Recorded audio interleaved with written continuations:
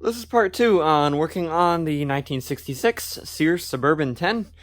So of course in the last video I got it tore down and painted, got it to this step here where I can put it together.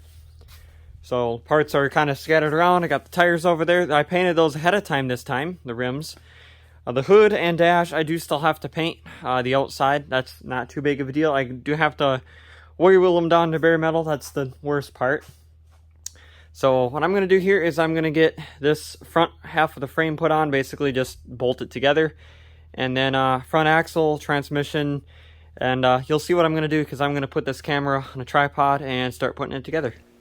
Started off by grabbing the front half of the frame, that's what I call it, and just stuck some bolts in there on the opposite side.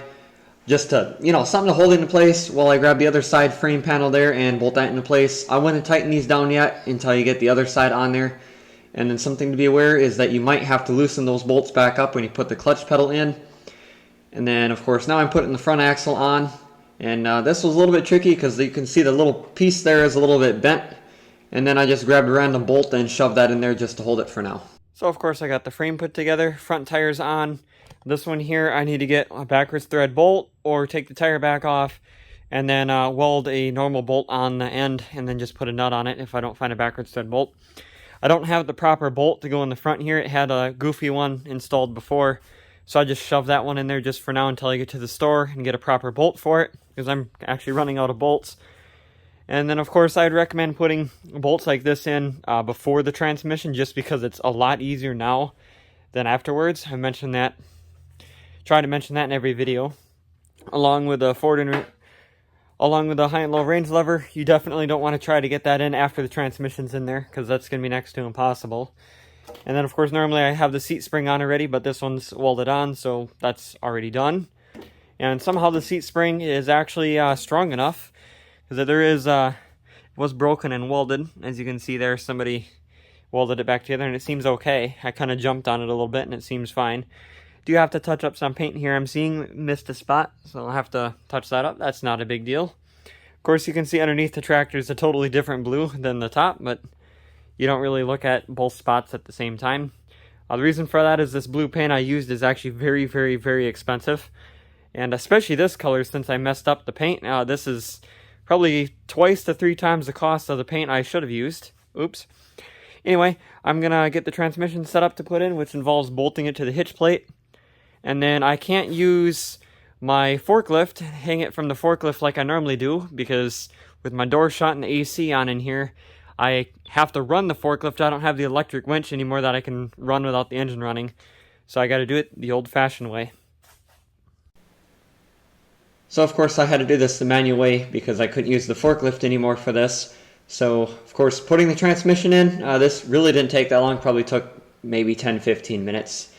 So, of course, set the frame on there, kind of guide the shifter up through the hole there, and then you got to kind of pry and then just stick some bolts in the back just to hold it. One thing I do want to say is the high and low range lever can easily get stuck between the little linkage that comes out of the transmission, and you could be trying to get it in place and it just won't go, so you just kind of mess with that high and low range lever because it can easily get stuck. And one thing I'd also would do is have the transmission in low range when you go to pull it out of the tractor, and then the same thing to put it in. Just so that little thing on the side of the transmission doesn't want to, get in the way, because it's in further and it won't get in the way as easy. It's just something that seems to work out a little bit easier. And of course I always wait till last to put the 2 bolts in that are in the front of the transmission. And then that little Z-shaped bracket I leave attached to the transmission, so you're not trying to thread the bolts down into the case of the transmission, and you could then cross-thread them without realizing it and cause more problems. Now I'm just, tightening all the bolts I just put in. This was pretty simple. You just got to reach underneath the frame to, tighten the bolts down, and of course leave the ones there off for the fenders. And then I can go about putting the fenders on it, and then have a rolling chassis at that point. So I got it to this point now. So of course lighting's changed a little bit where you can see the color a little bit better. I'm actually really liking it. I've actually kind of glad I messed up and painted it the wrong color, because this looks really cool.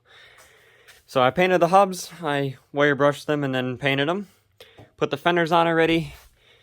So next I'm going to put the rear tires on, and then I'm going to work on painting the tie rods, and then of course getting the hood and everything ready for paint. and then probably put the engine in and go from there. So I made a little bit of progress. Of course, I got the front grille put on. I did bolt the engine in. I got the clutch pedal put in. Of course, I was saying in the last video, I cut it. So, of course, I welded that back together. Of course, off camera, I made a brand new clutch bracket, and then I painted that. So I just cut this out with a plasma cutter. Traced an original clutch a while ago, and I made a template out of a piece of paper, so I just used that. And then I got to drill a hole here on my little bracket I made here to the original battery tray. And then look at that, we got a clutch finally, so that's cool. And then of course, you can see how this attaches there. There's a slight brace here, like a triangle piece. I guess you can see it better from the back. You can see how that attaches, just like it would on like an SS16 or ST16 or SS14, anything like that, where it mounts to the battery tray.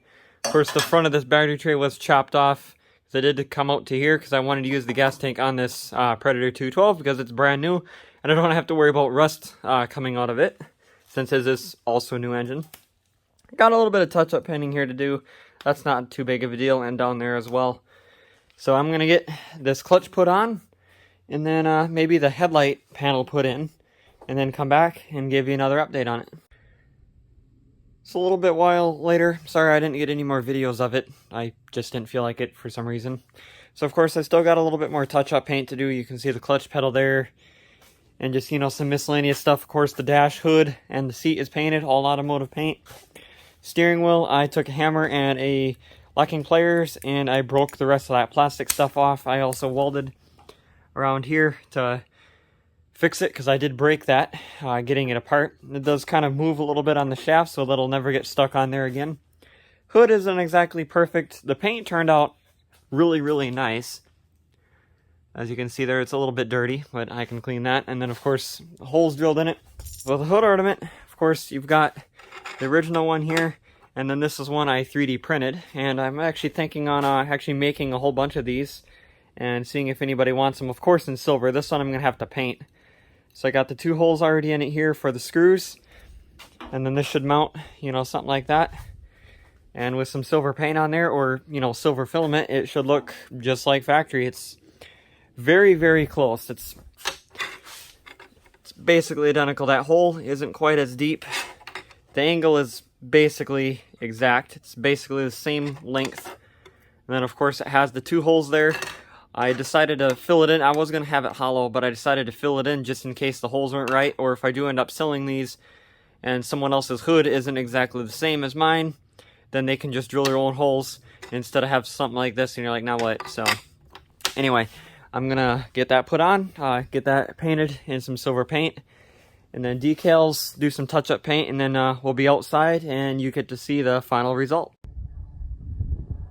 So we're outside and it is all finished. So it turned out, you know, pretty decent. It's definitely not perfect, but I mean, I wasn't really trying to be perfect. I'm just like, you know what, I just wanted it running and driving, and it just happened to be that, you know, I restored it for the most part. I'll probably end up making some new decals for the dash. I did try with a marker making them a little bit nicer, but they're still a little crummy, that I might you know, just go and remake those and have new ones there, because that's the only thing that's kind of bringing it down a little bit. But it turned out pretty decent. Got that 3D printed hood ornament on here, and you won't even know it because I painted it silver. But yeah, I'm gonna do a little walk around here. Otherwise, that is gonna be it for this video on this tractor. So here is some pictures and some other videos of this. Otherwise, thanks for watching.